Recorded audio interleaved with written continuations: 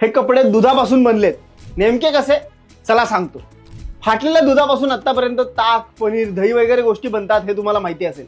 पण आज जगात असं कापड तयार होतंय ज्यातून लाखोंच्या साड्या, डिझायनर गाऊन्स आणि लक्झरी आउटफिट्स बनताय आणि तेही फाटलेल्या दुधापासून. ऐकायला विचित्र वाटत असलं तरी हे खरं आहे. मिल्क फॅब्रिक नावाची ही नवीन क्रांतिकारी इंडस्ट्री जगभरात चर्चेत आहे आणि त्यामागे एक भन्नाट सायन्स लपलेलं आहे. दुधापासून कापड कसं बनतं? तर युरोपात दरवर्षी जवळपास 20 लाख टन दूध खराब होतं. हे दूध फेकून देण्याऐवजी जर्मनीतील क्यू मिल्क नावाची कंपनी त्यातून कापड तयार करते.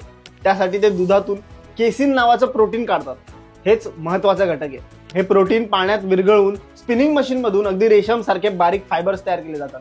हे फायबर्स नंतर एकत्र विणले की बनतं दुधाचं कापड. हे कापड सिल्क पेक्षा 3 पट जास्त मुलायम असतं. शिवाय हे कापड अँटीबॅक्टेरियल असल्याने घामाचा दुर्गंधही येत नाही. महत्वाचं म्हणजे हे फॅब्रिक 100% बायोडिग्रेडेबल असतं. 1 लिटर दुधातून फक्त साधारण 8 ते 10 ग्राम फायबर काढता येतं. त्यामुळे हे कापड खूप महाग असतं. जगभरात 1 मीटर मिल्क फॅब्रिकचा भाव 15,000 ते 45,000 रुपयांपर्यंत जातो अशी माहिती काही ठिकाणी उपलब्ध आहे. विचार करा, ज्या दुधाला आपण फाटलं म्हणून फेकून देतो ते दूध आज जगात लक्झरी फॅशन तयार करत आहे.